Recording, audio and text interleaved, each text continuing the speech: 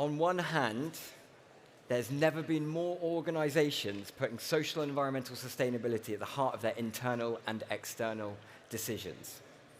Just look at recruitment. I've just opened up a new office in London, and LinkedIn has just said that in London, sustainability manager is the second fastest growing job role that there is, and that's been the case for the last 2 years. Yet, on the other hand, intergenerational culture divides have never been seen before like it is right now. Employees don't feel listened to, and employee activism is almost seen as a threat to business leaders. No doubt there is a mass sense of confusion going on right now, and we don't really understand how to implement new ways of working to get business to listen to each other so that we can stand up for these global challenges that are much needed. Fortunately, we have a forum and a conference that can help us look at these complex problems and provide solutions to what is a very complex world out there. So, welcome, everyone. Welcome to the opening session of the Nest stage on transforming corporations from the inside. I'm Joss Ford. I run Enviral. We're a communications agency consultancy based in the UK, and I'm really passionate about making sustainability interesting. And I'm looking forward to being your host for the next hour. And our first speaker, well, Nina, the EMEA general manager of a brand that really does need very little introduction here. I think every single person in the building will know who Patagonia are, not just because of their products, but how they approach business both internally and externally. And let's be honest, it doesn't get much better than a mission statement: we're in business to save our home planet.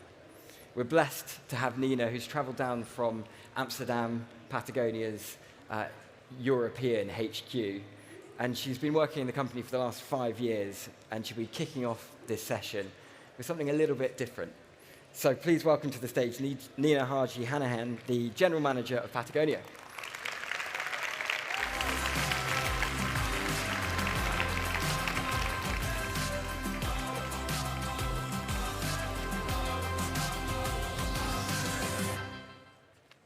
Thank you, Joss. I'm here today to talk to you about a 4-letter word, a word that many of us overuse. The word I want to talk to you about today is hope. It's become a little bit of a platitude. We say things like, I hope you're going well, or I hope you're coming to the bar tonight. To actively hope for something is to build a vision of a fairer, kinder, and better existence with our deepest desires. There is a gap between the world how it is today and how it should be like, and it is up to us to close that gap. I know it's very easy to get absorbed in all the negative news. We live in a world of polycrisis, so who could be blamed to react with apathy and cynicism? But apathy and cynicism are exactly the things that keep us from moving forward in positive ways. It can be comforting and easy, but it is also lazy and destructive. You resign yourself to the cheap seats, you become a spectator, and you're not in the arena. It is hard not to get absorbed by complexity, but let's control the things that we can control and let go of the things that we can't. Let's actively invest in hope. I often think of hope as burning embers that remain when everything's bleak. They remind us of the strength of the fire that it once was, and we need that strength as we keep navigating against challenges and setbacks, and always taking one step after the next towards that vision of hope. At Patagonia, we're an outdoor apparel company, and we are selling clothing for silent sports such as climbing, mountain biking, trail running, and fly fishing. Above everything, I think we're selling hope. Our environmental campaigns always strike a note of hope, even though we are shining a light on the trouble that we're in. Especially our films shine a light, and we are being honest about the harms done to ecosystems, and we always center the people that are building solutions. Our audience should never leave a film without being fired up and ready to join the movement and act. Working at Patagonia, I encounter many hopeful stories, working alongside grassroots communities. Today, I want to share 3 stories with you. You might be wondering what this is. This was once a wild and free-flowing river. And then foreign investment came, wanted to monetize nature, built a dam, killed the river, and moved on to the next one. Just imagine there are 3,000 hydropower plants planned or built in the Balkan Peninsula, without a regard for the wishes of community and for what will be lost forever in the ecosystem. Now, what kind of superhero force do you think could stop these destroyers of nature? These are the brave women of Kruščica. In 2016, when the go-ahead was given to build 2 hydropower plants on the Kruščica River, the community knew their lives were going to change forever. The Kruščica River lies in a natural habitat, it's unspoiled, and it is also a water source for the people living there. It's a lifeline for the village of 145,000 people. They had to stop this, and the only way they could was with their bodies. All the heavy machinery would have to travel over a small wooden access bridge. The community knew the protest had to be led by women, as history told them that women were less likely to be attacked by angry contractors, police, or security. The protesting women stayed for 503 days and nights, enduring cold winter nights, ongoing intimidation, and even physical attacks, being punched and hair pulled out. Despite the risks they were facing every day, the blockade was a place of hope and positivity. There were children playing amongst the blockade. Neighbors came around to drink strong coffee and would take care of the protesters.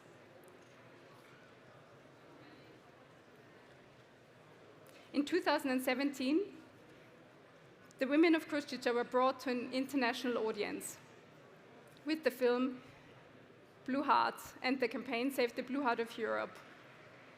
That campaign is still alive today and is advocating for wild rivers. The women have become a beacon of hope all around Europe. In 2018, they won a court case, cancelling all permits for the dams. They went dancing and celebrating on the side of protest, and then returned to the lives they had put on pause for 503 days. 3 years later, one of the organizers of the protest, Maida Bilal, won one of the most prestigious environmental awards there is, the Goldman Prize of Europe. Today, Maida and her fellow campaigners is working with other small grassroots organizations, giving them hope and inspiring to keep going in their daily battles. Their story reminds me of hope, what hope can do every day. The women are a symbol of how hope can triumph every day. Now, this is Ramzi. He was born in Palestine 50 years ago, and he moved to Syria, became a tailor specializing in girls' clothing. When it was no longer safe for Ramzi to be in Damascus, him and his family escaped and set life up in Amsterdam. Newcomers to Europe face many challenges. It's hard to find a job, and it's even harder to feel like they belong. Back to Ramzi, he's got 5 kids, he wants to put food on the table and a roof over their head. Fast forward, he now has retrained in technical apparel repair and is putting his tailoring skills to good use at the United Repair Center in central Amsterdam. The United Repair Center works with brands like Decathlon, Patagonia, and Lululemon. It's providing repairs to customers, and it's providing training opportunities and jobs to people like Ramzi that have so much to offer. However, they are struggling for many reasons to find a job. Ramsey is now part of a new circular industry, and he's stitching together a quiet revolution, one piece at a time. He's also changing the idea of consumption. For a very long time, he didn't have more than just hope at hand to get him to where he is today. Also for the United Repair Center, the path wasn't always straightforward. It required resilience and collaboration, and especially trying to do new things that have never been done before. It originated from a collaboration of the social enterprise Makers Unite, the Amsterdam Economic Board, and Patagonia. That group had a shared hope to create a one-stop scalable solution that had real social and environmental impact. The United Repair Center has recently opened the doors of the second repair center. It's in London. And the goal for both repair centers this year is 65,000 repairs. I just recently spoke to Tami today, and he shared with me that their goal was going to be 1 million in 5 years. Tami will be around to be pitching tomorrow, so if you're curious, come around and see him. There's so much power in first imagining where we have to go, and then worrying about the path to get there. Tackling wrong turns with grace and humility, experimenting with new routes found, but never forgetting where we're headed. We need to find clarity in our vision of hope, because that's what's going to catapult us forward. We can do this as businesses, as activists, as sons, daughters, friends, and neighbors. So we have seen hope that has achieved this goal. We have seen hope that is actively working day by day, and now you'd be wondering, what is this third story about? It's the most courageous kind of hope. It's the hope when everything still seems bleak and impossible, and when the future is not clear yet. In a few seconds, you'll be seeing the trailer of the new Patagonia film, A Salmon Nation. It tells the story of the Icelandic community fighting against the advancement of the salmon farming industry. This is a vision of hope, a fresh hope at the very beginning of the journey.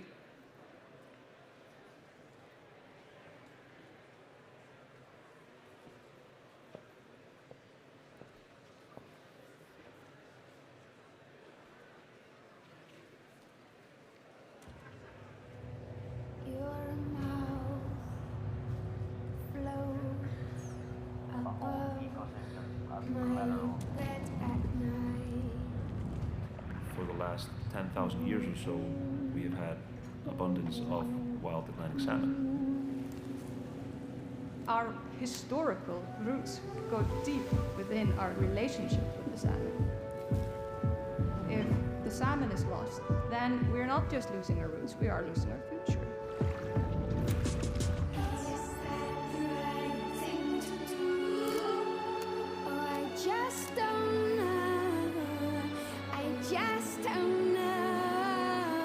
Open net farming in Icelandic fjords are something that the Icelandic nation is not going to tolerate anymore. I just don't know.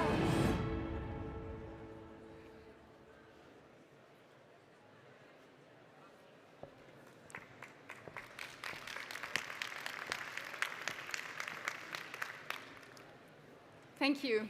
I was lucky enough to spend time with many of the people involved in the movement, and I was really impressed by their hope. They've been involved in this movement for many years, and they've seen things turn for the worse. The film is a beautiful film because it tells the story of overcoming fear with hope. And that's the best way of building a strong, just, and healthy future in Iceland, but also all around Europe. So now, before I leave you, I would like to ask you to contemplate what I said before. There's a gap between the world, how it should be like, and how it is today. And it is up to us to close that gap. To do that, we have to share our stories of hope. So now take a second to think about what your story of hope is, and take a step towards a fairer, kinder, and better existence and share that story. Thank you.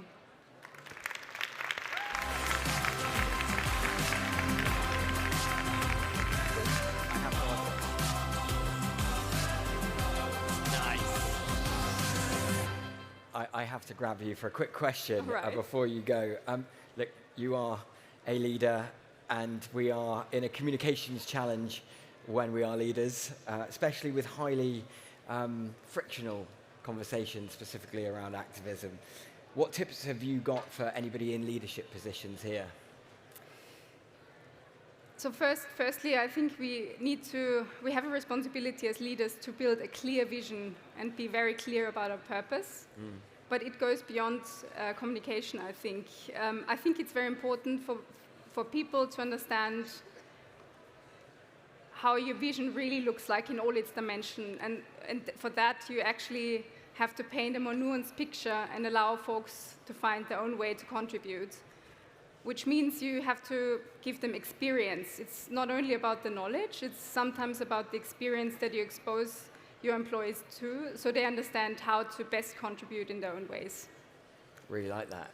Well, I loved the trailer of Examination just there. Bit of a kind of selfish question here. What's your favourite Patagonia campaign? I've got my personal favourite Patagonia campaigns. What's yours? Well, you shouldn't have favorite children, right?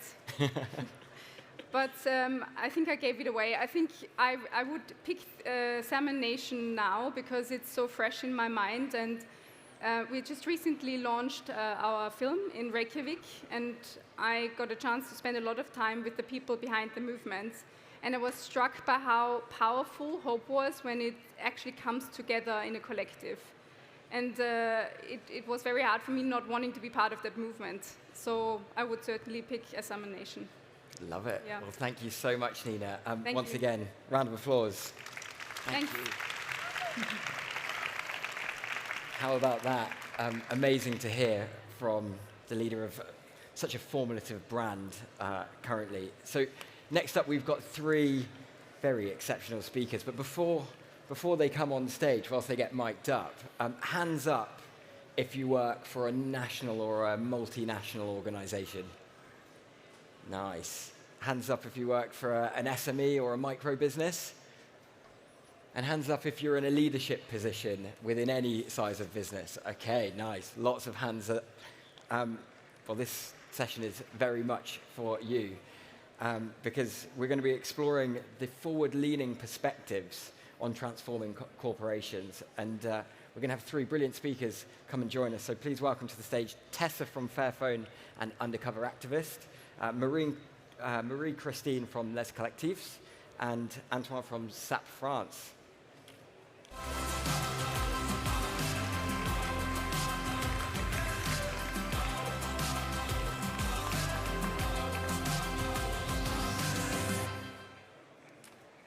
Nice. Welcome, welcome, welcome.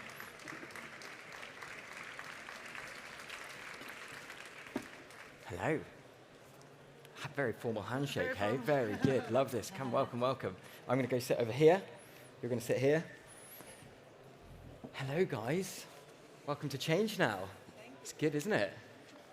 Okay, so I could introduce you, but I'm not going to. I'm going to give you guys a quick minute to introduce yourselves. Maybe give a little bit of your journey to date and where and how you got involved in transforming organizations. Should we start with you, Marie-Christine? Yeah. Hello, everybody. So I'm Marie-Christine Pires from Les Collectifs. I'm volunteer in this association, which is gathering green teams from a lot of corporations of engaged employees willing to really accelerate the environmental and social transition of their organization. So we represent 10,000 engaged employees from 250 companies, from small businesses to large organizations. We are mainly in France, but not only. And I'm in charge, in particular, to develop the international network of Les Collectifs. And I started my journey, so 3 years ago, where in my company, I had the opportunity to create my collective, my green team of engaged employees. And I really fell in love with the journey and the human experience. And last year I've discovered Les Collectifs, and it has been really a crush because you feel less alone when you are surrounded by peers, and it has been a great journey, but I will explain more later. Brilliant. Thank you. Antoine, should we follow by you? Hello, my name is Antoine. So first I have to say I'm a bit stressed to go after Nina, so inspirational talk. But I've been told you're the kindest audience, so I'm counting on you. I'm a developer working in a software company, so I'm one of the 15,000. Still, I've been trying to change the world for 15 years in that company. I will talk a little bit more about that later. I started with employee engagement, trying to do some pro bono to help social entrepreneurs, because I realized that our skills could help people who are changing the world. And then I I gave my soul to trade unions and works council. Very cool. Thank you so much. And Tessa? Hi. Yeah, I'm Tessa. I'm, I would say, a social entrepreneur, and I realized more recently just an activist in business. 10 years ago, just over 10 years ago, I set up a company called Fairphone with this idea that we could change an industry from the inside out by making a product that was actually made with social values. And more recently, I set up the Undercover Activist with a similar idea of how can we change organizations from the inside out. And I'm not alone in this space. It's really nice to see that there's a lot more people, from creatives to climate to Kite Insights. You know, this is a big space that is now being occupied, I think, by people who are trying to help employees to raise their voice around social and environmental issues. And I think the only thing I'd like to add to that is, I know that employee activism, or the word activism, isn't comfortable for everybody. It's a social construct, and I think that, you know, it depends on where you grew up or what your family was about or which country you live in, what activism is to you. So I want to just say that it's really nice that ChangeNOW is creating this space, I think, for activism. Yeah. And what we actually say for the Undercover Activists is that we see activism as love made visible. So it's, people see it as anger and protest, but we also see it as something where people want to create a world that is based on values and something that they stand for. So that's what I want to say. Let's kick off with that, because I think you coined positive workplace activism, and I guess I'm interested to know what's the difference between corporate activism, employee activism, and what you've coined positive workplace activism? Yeah, it's an interesting question, I think, also with having had Nina on stage. I think Patagonia, Ben & Jerry's, you know, there's a lot of big companies that have said, we want to use our brand to stand for certain issues, and we're going to do that publicly. And I think that that's part of what activism is, corporate activism. There are lots of companies like Fairphone that have said, okay, we want an activist business model. We're going to look at how we could have a different business model, and with that be actually disruptors within an industry. And I think when you talk about employee activism, it's really around how these internal change makers, who often have no mandate, no power, no resources, are really using like an activist mindset and maybe entrepreneurial skills to challenge from within. And I'm going to ask a big question in a second, which is, can companies actually be transformed from the inside? But before we do that, Antoine, maybe you can tell us, what is a work council? So Works Council is an organization inside of companies. Every company that has more than 50 employees can have it. It's responsible for, I think the idea is to express and defend the employees. And also to offer some services, social services or travels. So we have a big role to play in that. And also it's to work with top management to give their opinion and to decide and to follow up on actions. Interesting. So the big question, can we genuinely transform organizations from the inside? So yes, of course. At least we try to influence and to have some impact. So when you are a green team or a collective or engaged employees, so which is made between one person to thousands of engaged employees for large corporations. So you start also to be a stakeholder within the organization. So you may influence through eco actions until discussions with the executive team. So we have several examples as Collectifs. So eco-action, so for instance, if you are influencing the menu of the canteen, for instance, to have a vegetarian option that will impact the full company that may also hire millions of people. So you may have a huge impact on changing one practice. We know also the awareness around using the climate risk deployment as a tool. But not only, we have also tools to impact on business practices or job practices. In the collective, there's one insurer who have created an insurer frisk, really to bring awareness around the climate change for their market. And as a marketer, you may also have a couple of initiatives to be able to make good choices. And ultimately, you can have conversations with the executive team. So we have seen on some collectives some shadow comex, where you are disclosing the climate strategy of the company to a small portion of engaged employees, which is pretty strong. And also the fact of being part of Les Collectifs, so this network where you connect with other green teams is also very powerful, because you can benchmark yourself, you can take inspiration with tons of actions you can observe, and we have a catalog of actions provided by Les Collectifs. And we are also handling some cross-collective initiatives, which is very, very strong also to have between 8 and 10 collectives from different companies working on the travel policy, which will be disclosed soon, or we will start also to work on eco-anxiety. So it's very strong also to be able to gather everybody, and ultimately being able also to advocate for this cause.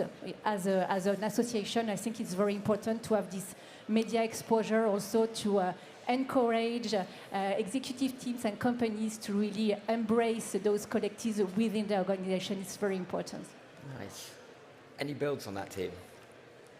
So when I'm listening to you, I was nearly about to change my answer. I think no, employee cannot change their company from the inside. Sorry, but stay here.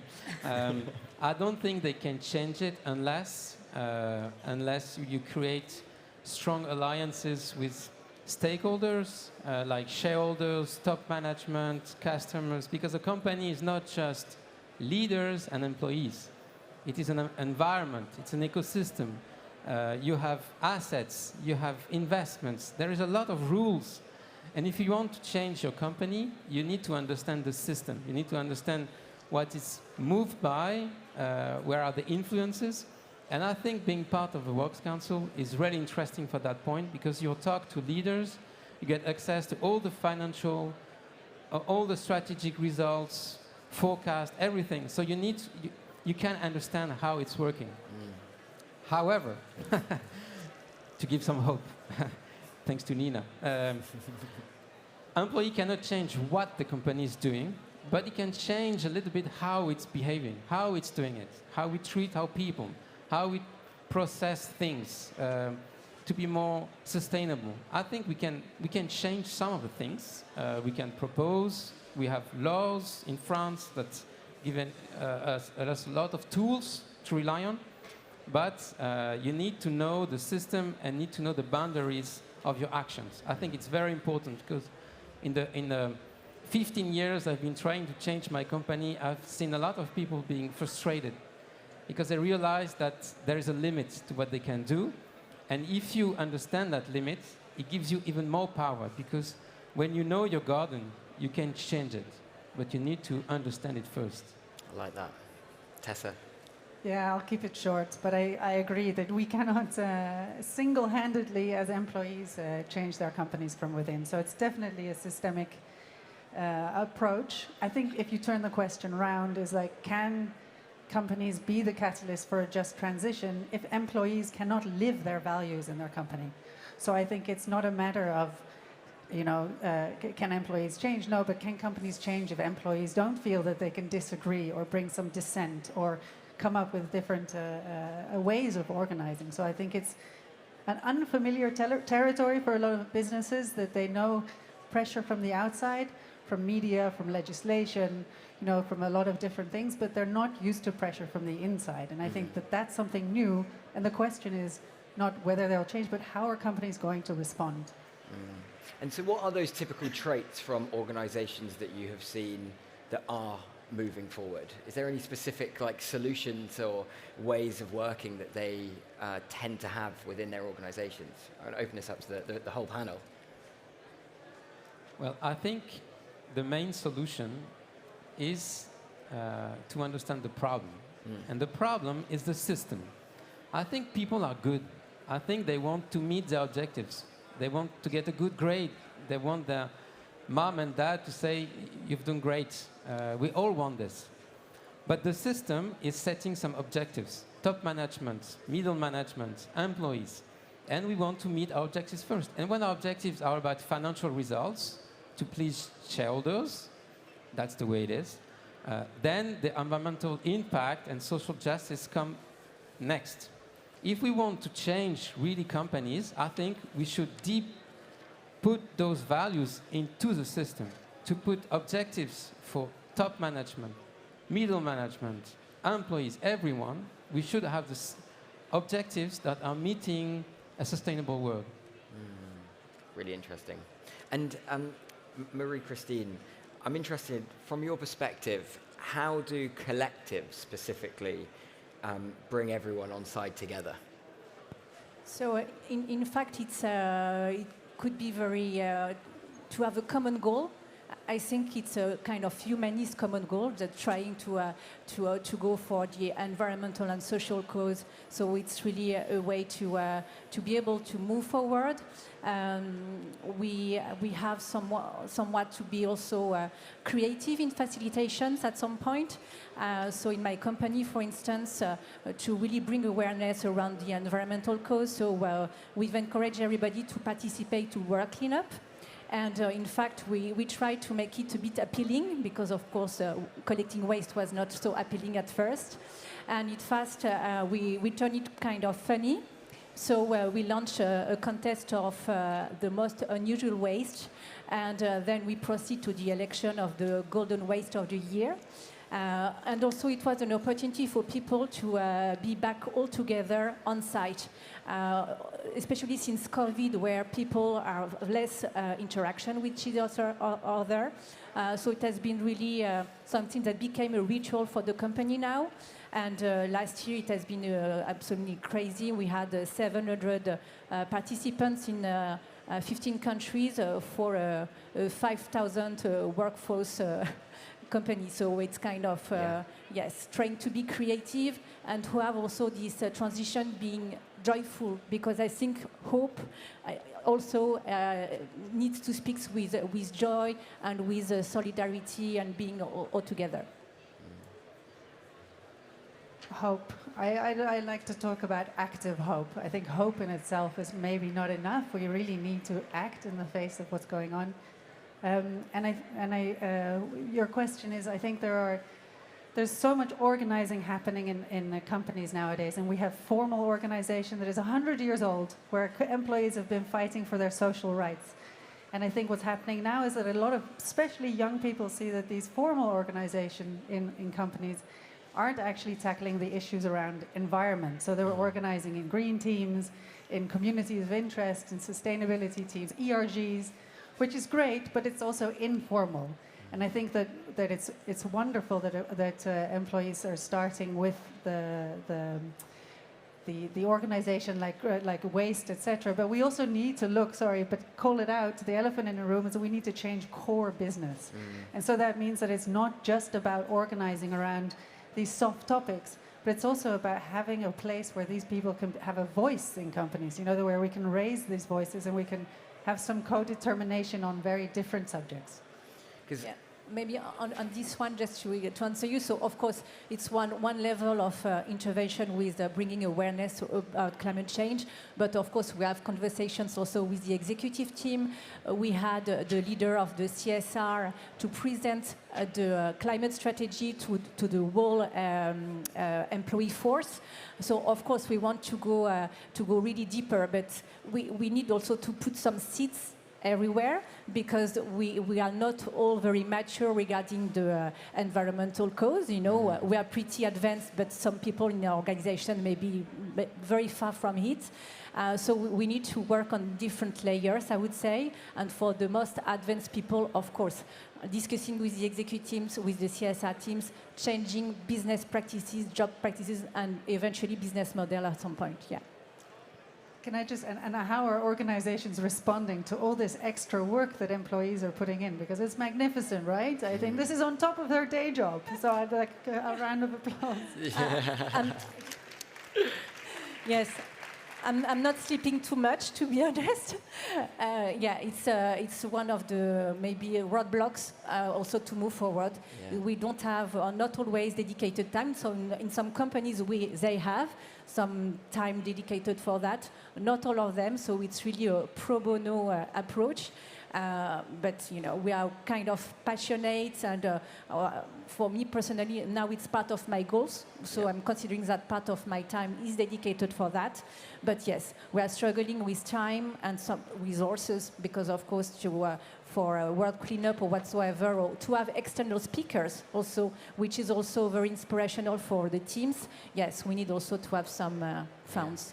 And very, very quickly, because you've organised different workshops around the question, how do you feel about climate change? Like, what have the results been, and why did you organise those workshops in the first place? So we organized the 2 tons workshop for as much employee as possible, and was sponsored by top management. So they are really on board with this cultural change with us. And what is very interesting is that you get to meet people. We organized 2 tons for 651 employees last year, and trying to expand this year.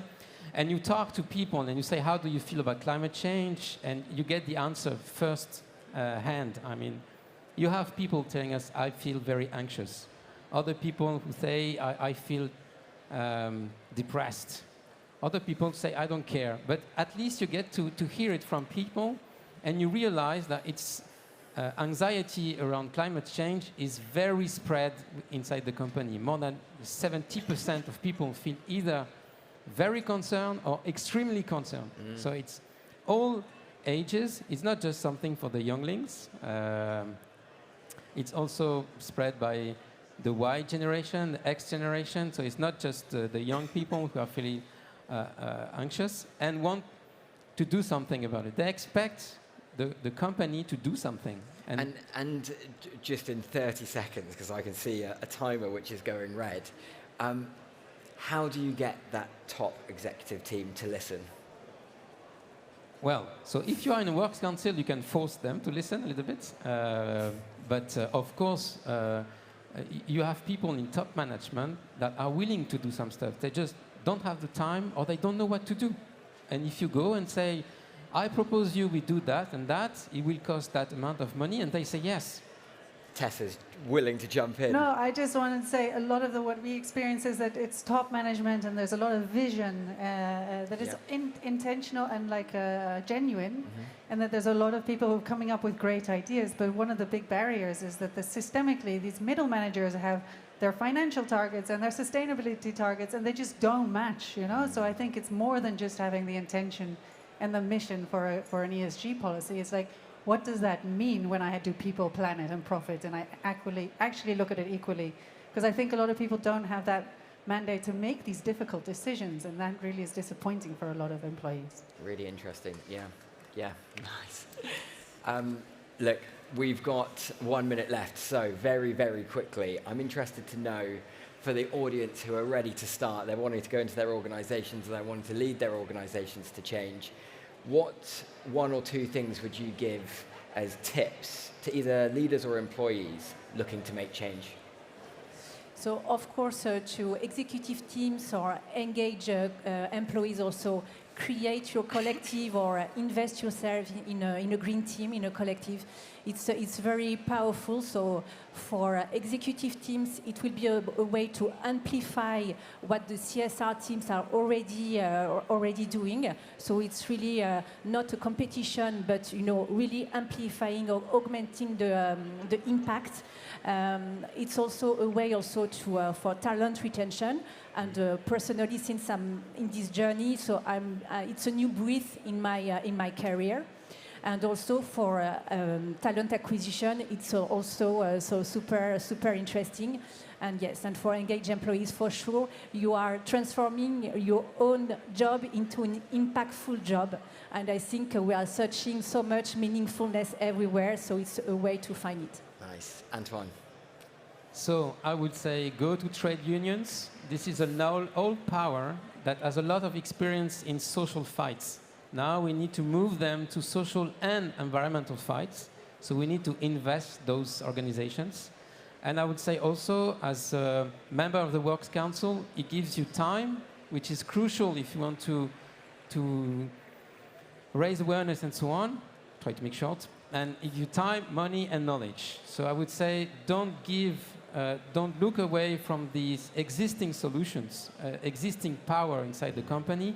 You can use them and you can adapt them to the new goals, like saving Earth. Nice. Yeah. And there's some return on investment in there if you put that effort in. Tessa, to finalize. I would say for managers, I think it's really good to see that people that are out there actually trying to make that impact are an opportunity. They're a gift. So it's not a threat. So how can you see this resistance as a source of energy rather than something, an enemy that you need to be scared of? So I think that's for manager. Invite disagreement and try and have these difficult conversations. And I think for everybody who's an employee, don't get taken aback. An activist is not always somebody who stands on the barricades and shouts and protests. Just saying no to something can also be a form of resistance. So there are many different ways in which to be the person that you want to be and live the values that you want in your workplace. Well, guys, thank you so much. We could chat for absolutely hours. For anybody who wants to pick the brains of these brilliant experts, please do speak to them afterwards. But again, thank you so much, and thank you. Speak to you afterwards. Thank you. Formal handshake when I leave. Oh, wow. Well, brilliant to hear from you. And our next guest is one of those people you just look at and realize, wow, there truly are some exceptional, incredible young people who are shifting the way that we work and operate across different organizations. So please welcome to the stage, Jasmine.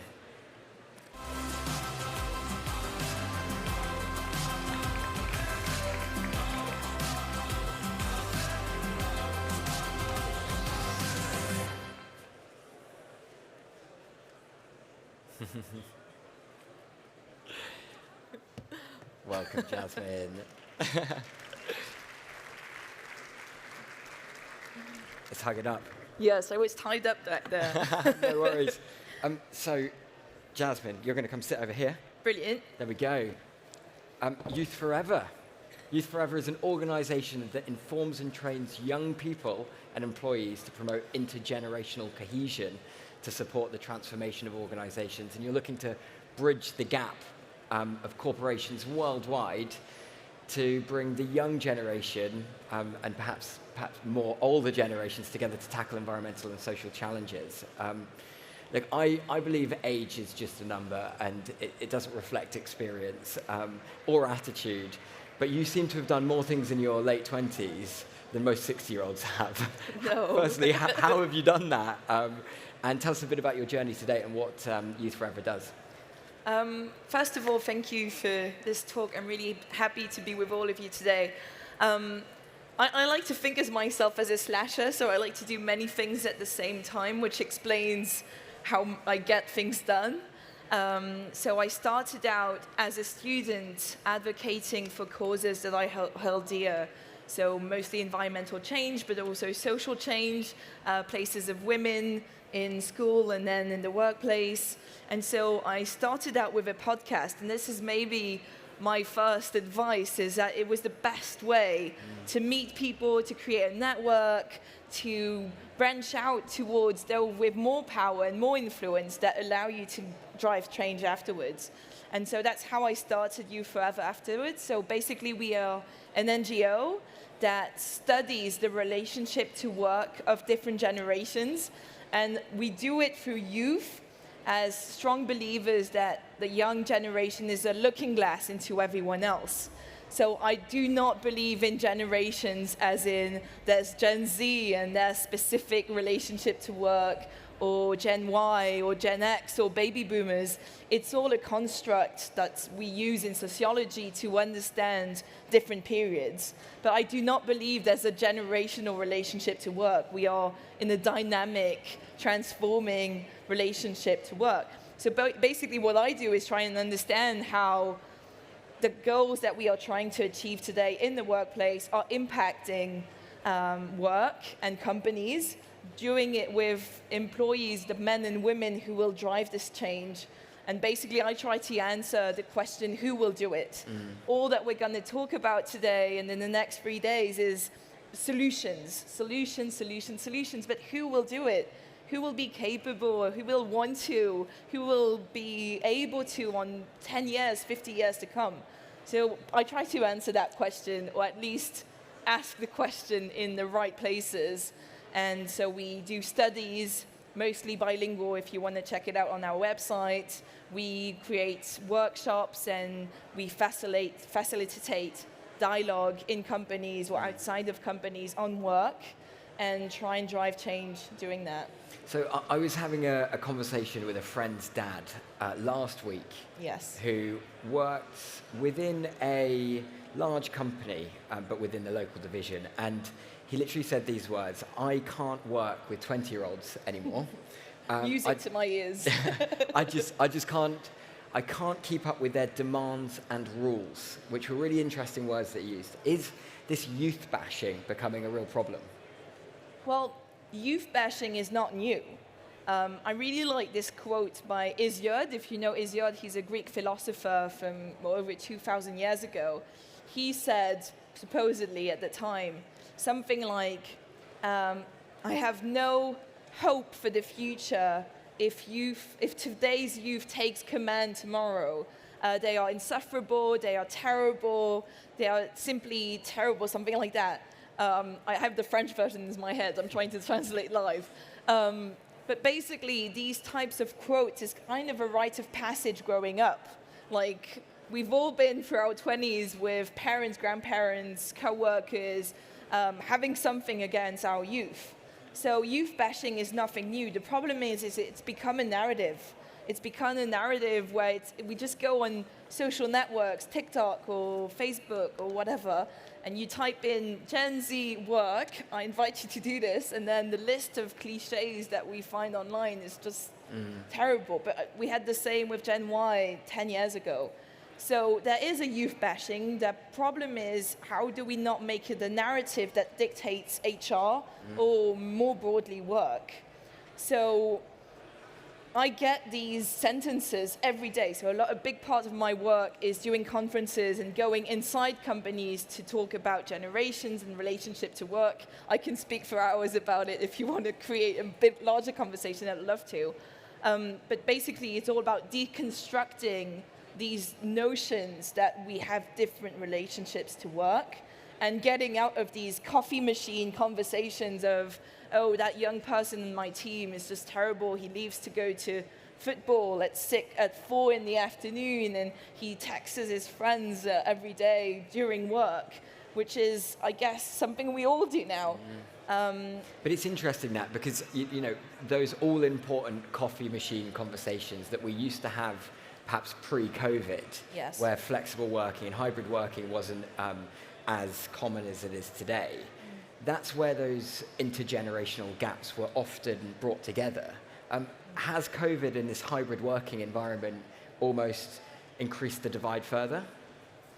In a sense, yes. I was talking about the importance of narratives, and COVID was a big moment to shine for youth and seniors, We talked a lot about our elderly in homes and the impact the pandemic was having on them. And we talked about these irresponsible young people partying, breaking curfew to kind of keep a sense of community in a way. Yet it was intergenerational. We went through it intergenerationally. COVID has just created divides in the spaces that we invest at work. I like to say that this potential fracture that we feel between ages is linked to the lack of conversation or lack of dialogue, but also the lack of spaces where we meet.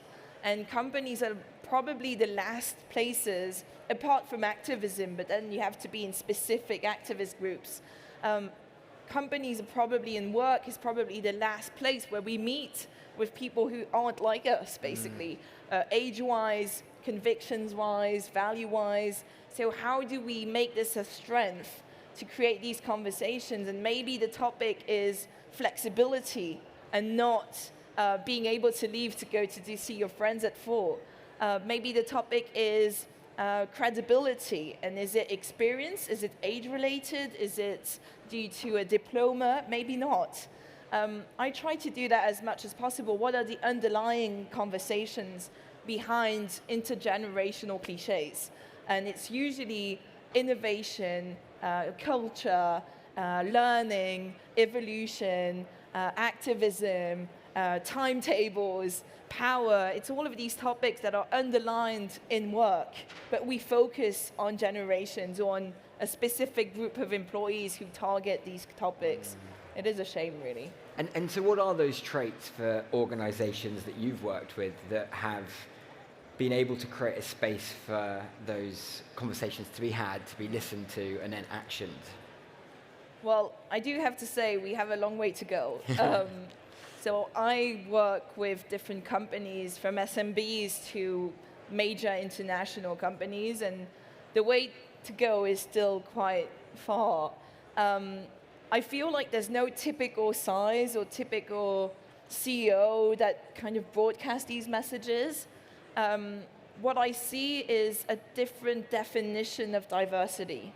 So there's diversity in the sense where you create these categories. We've done it on women equality, for example, where we've said there's women and men, and let's promote women. I have nothing against that. It's worked on many fronts. But at the same time, it kind of reflects on the specific group. And on HR topics and generation specifically, we've created junior programs with a lot of onboarding processes and learning curves for the junior population. Now we talk a lot about senior populations and how do we, in France specifically, handle retirement that's going to be later. And then we talk about parents and helpers and all of these specific groups in companies. Whereas I see where the biggest change is coming forward is putting everyone around the same conversation and not focus on juniors or seniors or parents or whatever. It is practical on the first level, but then you have to create deeper conversation where you make sure that if you talk about employees, the people present are the mirror of the people in the company. If it's a company with a lot of young people, maybe a lot more young people around the table in that conversation. But there is a lot of work, and I see what helps the most is having people from the outside coming in. It creates a sense of trust, creating these conversations on work with some people that aren't from the inside. And so for anyone in the audience who is trying to make change from within, but they're struggling to get invited to the table, what kind of tips, what advice would you give them to get listened to? And then how does that then lead to impact? Yeah. So for French speakers here, we did a study that's on our website. It's not translated yet, but it could be. It's going to be. Google Translate. It's called Youth in Power. It's all open sourced on our website. But so we focused on youth committees and shadow boards that were mentioned before, and the terrible, usually output, and people say, oh, it didn't work, and it could be the young people in it or the older, the senior management team that put it together.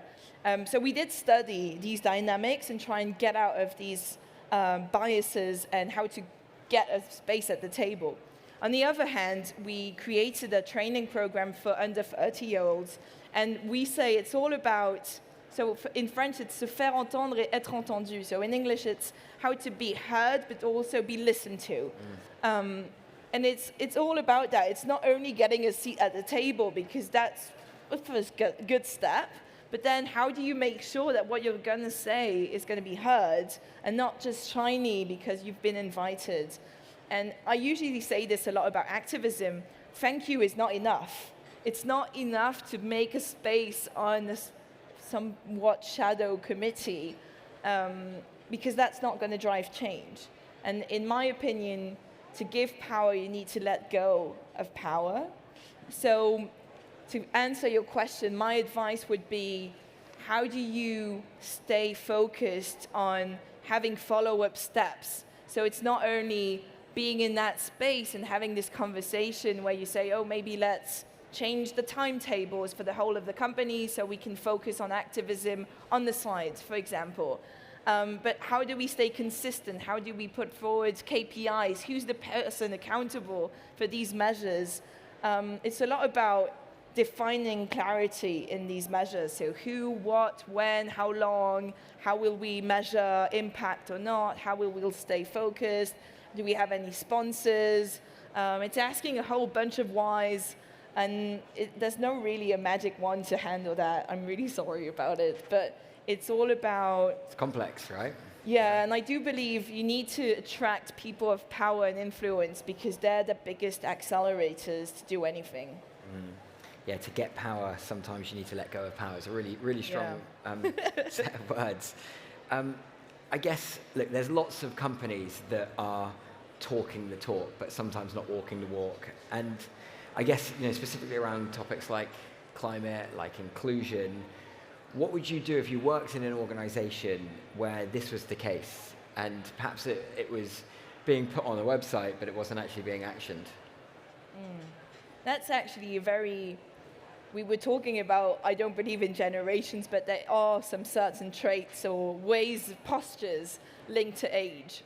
And for Gen Z specifically, this kind of aversion to bullshit is very strong. And it's kind of a principle that if it's on the website, it's not true. We see that a lot. But then we need to go see proof, basically. We're looking for proof.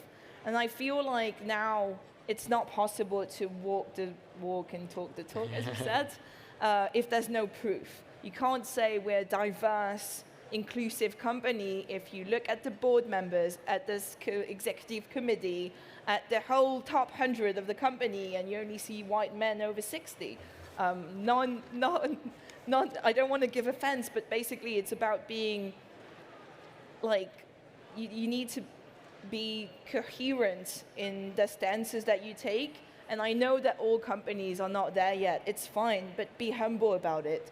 It's not about these big speeches, and I know these 3 days might get a bit like that, and with all these promises and hope that we want to try and give.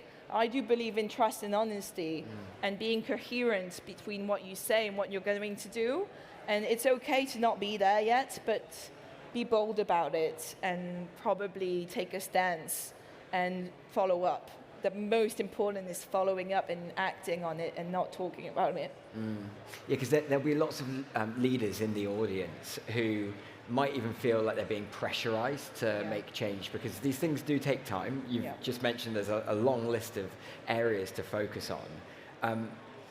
How do organizations focus on the right thing, not focus on the wrong topic first? Because if they're trying to do everything all at once, sometimes that's a good thing, and sometimes that's actually kind of more confusing for employees. So where do you start? I actually like to ask the question of who. This is my favorite question, but there's a lot of people working on the what and the why. The why has been talked about a lot about what is taking place in business models, in social models. I like to say about who today, who tomorrow, who in 10 years, who in 15 years, who will take your place as CEOs or managers today in the next, I don't know, whatever time span is relevant for your business. And that comes back to basic HR conversations. I do believe in shifting HR outside of HR, basically. It's management is topic of everyone. Yep. So the who is a really hard question to ask and very uncomfortable when you look at turnover rates. I heard before the panel, the words that they used to talk about their activism was very hopeful, but someone said, I don't sleep much. Someone said, I know people who are anxious, who are depressed, and now it feels like we have to do two jobs at the same time, and to be activists or to drive change, there needs to be sacrifice. Yep. And in impact circles like this one, we do kind of our circle of burnout always. And for me, the first question would be, how do we allow this change making it an everyone conversation, putting together people who don't agree from different age groups with different perspectives. And then probably the second level would be, how do we make it okay and not the extra mile that you're going to have to drive yourself depressed or anxious or completely burned out? So how do you create the conditions to be able to want to drive this change? Because it is complex. It's going to be more and more complex. So it's all our responsibility to create this space. I usually say, and I'll finish with this, when I do conferences or talks, I usually tell the managers, it's usually top 100, top 200, say, like, you are the first mirror of wanting to do stuff in your company. If you look depressed, if you come to work with all your problems, and your examples of people who've had to sacrifice everything and still do, that's going to reflect on the people below you or around you or outside of the company, and that's going to kind of cannibalize everything that you're going to do in the next steps. So how do we represent the courage and the joy of doing this work, but also taking care of ourselves and making it okay to say, this is too much, I can't do it anymore? That's fine, you'll get some rest and come back and maybe do it somewhere else. So yeah, that's a very hard question. That's really, really interesting. And that vulnerability, I think, is important as a leader.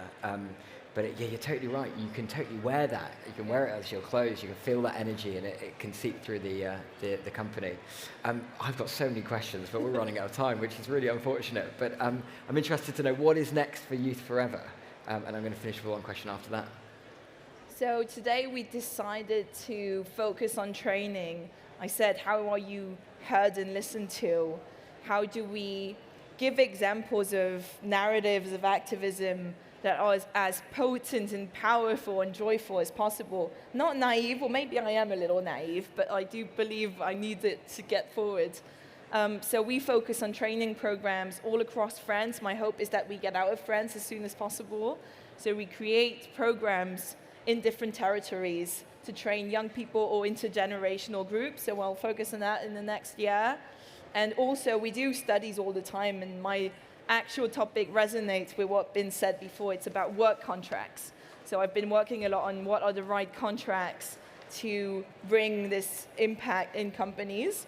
But yeah, I'm available on LinkedIn for anyone who wants to reach out. And if you want to support the NGO, of course, we'll get a conversation going to promote this narrative. Amazing. Well, thank you so much. 5 seconds to go. You're amazing. Brilliant. Thank you, Doc. Nice. Brilliant. Well, let's hug it out. Why not? And good luck for everyone today. It's going to be dense, but you'll do it. We have 3 days left of Change Now, guys. Thank you to all of the speakers that have lent their thought leadership. And please do speak to all of the speakers afterwards. Please do speak to me. And I hope you have a really good rest of your conference.